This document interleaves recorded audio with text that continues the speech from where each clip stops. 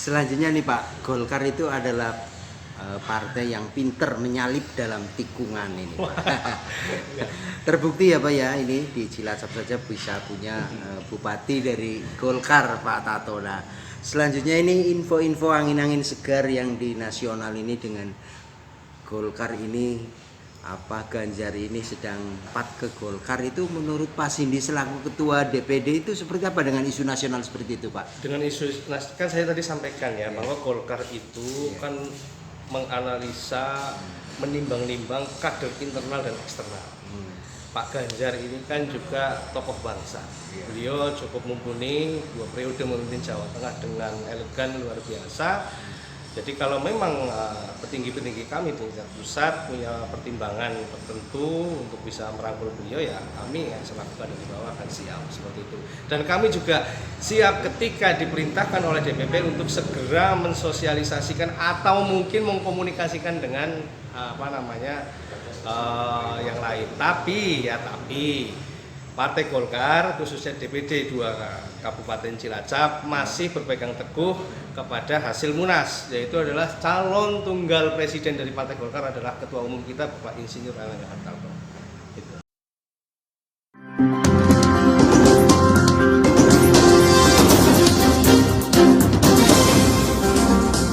Audio Jungle.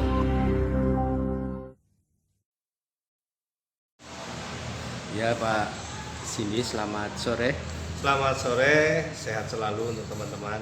Amin.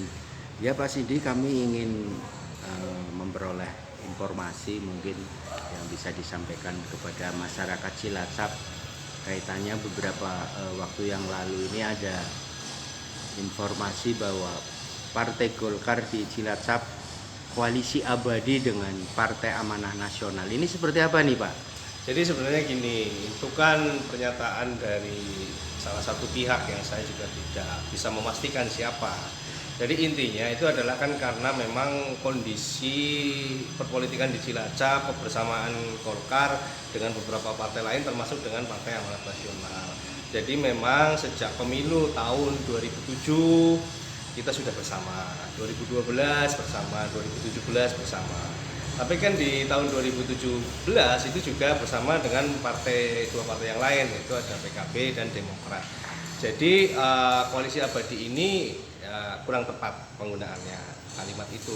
Jadi diktum koalisi abadi itu tidak ada di dalam koalisi itu kan, sepanjang kita punya satu visi, satu misi, ide dan gagasan yang sama, Golkar tetap terbuka untuk bekerjasama dengan pihak manapun, seperti itu.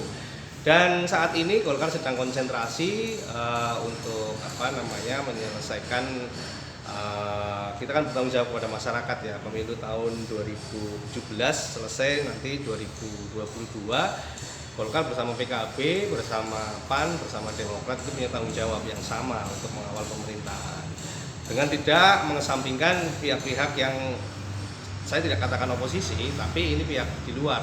Kita juga komunikasi di DPRD baik, dan apalagi situasi di DPRD ini cukup mencair karena panjenengan mungkin rekan-rekan pers tahu bahwa di DPRD ada beberapa pejabat teras partai ya, salah satunya adalah Pak Ketua sendiri, Ketua PDI, Pak Suyatno, Ketua Gerindra, kemudian ada Pak Didi, Wakil Ketua DPC PKB, Pak Munir Bendahara PKB, dan juga Pak Rohmat, Sekretaris DPD PAN, dan juga partai yang lain, Mas Cahyo termasuk Sekretaris Nasdem, dan teman-teman yang lain. Jadi intinya adalah koalisi ini kan kami memang koordinasi komunikasi dengan PAN masih baik sampai saat ini. Jadi sepanjang masih baik dan tujuannya sama, dan saya yakin semua tujuannya baik, ya kita akan bisa bersama terus seperti itu. Tapi tetap open dengan pihak yang lain seperti itu. Selanjutnya Pak Sindi sebagai Ketua DPD Partai Golkar Kabupaten Cilacap, mungkin barangkali terkait mengenai target di pemilu 2024 untuk Golkar Cilacap ini seperti apa nih Pak? Jadi untuk 2024 Partai Golkar kita kan menggunakan analisa SWOT ya, Strength, Weaknesses, Opportunity, dan Threat. Nah, itu juga kita konsultasikan dengan provinsi. Jadi memang provinsi menargetkan kami untuk bisa menaikkan kursi itu. Menaikkan kursi dari 8 menjadi 10 itu target dari provinsi, dan saya pikir target itu juga cukup rasional dan logis, tapi minimal kita masih bisa tahan dan melihat peluang. Tapi yang terpenting adalah bagi partai, semua partai mungkin seperti itu, bahwa sepanjang partai menjadi salah satu saluran politik yang efektif bagi masyarakat, itu sudah cukup baik. Itu yang perlu di-maintain sebenarnya seperti itu. Dan kami konsentrasi untuk hal itu. Maka Golkar tunjukkan dengan beberapa respon kegiatan dari Partai Golkar berdasarkan kebutuhan dari masyarakat. Penanganan bencana, penanganan COVID, kita semuanya juga ikut, dan termasuk bagaimana recovery dari ekonomi masyarakat ini juga perlu diperhatikan. Dan ini hari ini DPRD itu juga sedang membahas APBD 2022, dan kita juga selalu tekankan kepada eksekutif bahwa mengingatkan kembali kepada mereka bahwa kita itu dalam rangka penyehatan masyarakat dan recovery ekonomi ini harus menjadi prioritas.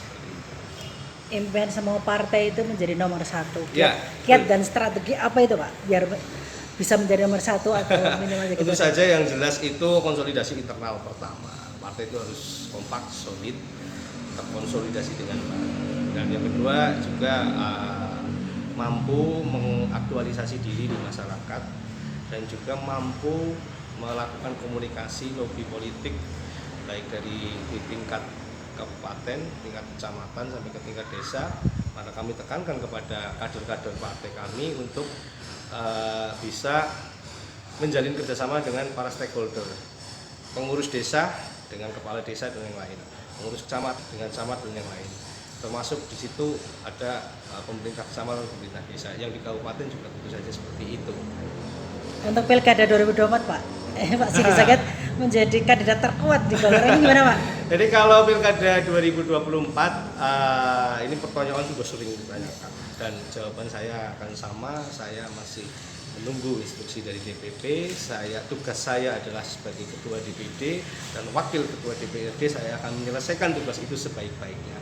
Hasil dari penilaian itu nanti saya serahkan kepada DPP, dan saya yakin DPP punya penilaian tersendiri, analisa tersendiri, kemudian punya lembaga survei yang dipercaya oleh DPP untuk bisa mensurvei seluruh potensi kader internal Golkar maupun para tokoh masyarakat Kabupaten Cilacap, tokoh pemuda yang memang dirasa mampu untuk menjalankan visi, misi, ide dan gagasan Partai Golkar. Kalau itu mengerucut ke Pak Sidi Saget udah siap Pak? Saya harus siap. Seperti itu. Selanjutnya nih Pak, Golkar itu adalah partai yang pinter menyalip dalam tikungan ini Pak. Terbukti ya Pak ya, ini di Cilacap saja bisa punya bupati dari Golkar, Pak Tato. Nah, selanjutnya ini info-info angin-angin segar yang di nasional ini dengan Golkar ini, Ganjar ini sedang Golkar itu menurut Pak Sindi selaku Ketua DPD itu seperti apa dengan isu nasional seperti itu Pak? Dengan isu, kan saya tadi sampaikan ya, bahwa Golkar itu kan menganalisa, menimbang-nimbang kader internal dan eksternal. Pak Ganjar ini kan juga tokoh bangsa. Beliau cukup mumpuni, 2 periode memimpin Jawa Tengah dengan elegan luar biasa. Jadi kalau memang petinggi-petinggi kami di tingkat pusat punya pertimbangan tertentu untuk bisa merangkul beliau, ya kami yang selaku kader di bawah akan siap seperti itu.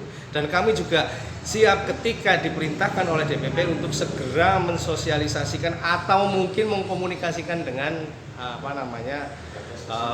yang lain. Tapi Partai Golkar khususnya DPD 2 Kabupaten Cilacap masih berpegang teguh kepada hasil Munas, yaitu adalah calon tunggal presiden dari Partai Golkar adalah Ketua Umum kita Bapak Insinyur Erlangga Hartarto. Gitu.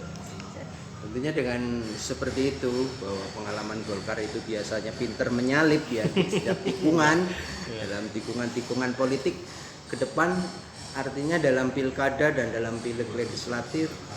Ini tadi Pak Sindi menyampaikan akan berusaha semaksimal mungkin untuk Golkar yang terbaik. Tentunya penekanannya seperti apa ini di 2024 Pak? Kalau untuk pilihan legislatif kita ya tentu saja kita kan sekarang lagi susun kepengurusan sampai tingkat desa. Kita refresh, artinya yang kita sekarang adalah masa eranya information technology, otomatis kader kita harus bisa melek.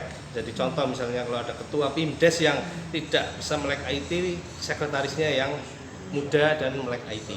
Itu kombinasinya seperti itu. Kemudian tidak kalah penting adalah Golkar itu punya yang namanya fungsionaris partai. Fungsionaris partai ini nanti yang dipersiapkan sebagai bakal calon anggota legislatif di pemilu yang akan datang. Yang jumlahnya adalah 200% dari jumlah kursi yang ada di dapil. Itu fungsionaris. Ya, kita nanti potret tokoh-tokoh mana nih di masing-masing dapil yang bisa bersama-sama dengan kami. Tapi ini akhir-akhir ini sering sekali dekat dengan Pak Didi PKB, ini ada misi apa ini Pak Sidi Sakir ini? Kalau sama Pak Didi itu komunikasinya gini, saya dengan Pak Didi itu kan pernah satu komisi 5 tahun, satu periode di periode 2014-2019. Waktu itu saya jadi ketua komisi, Pak Didi anggota kami dan beliau juga termasuk tokoh PKB. Ya komunikasi biasa saja coba. Sebenarnya ada duet-duet mendatang ya, seperti itu Pak? Saya kembalikan kepada DPP. Gitu. Oh iya. Iya. Ya, terima kasih Pak Sidi, sukses selalu untuk Terima Golkar. kasih, sukses sehat buat panjenengan semua masyarakat Kabupaten Cilacap. Amin. Assalamualaikum warahmatullahi wabarakatuh. Waalaikumsalam warahmatullahi wabarakatuh.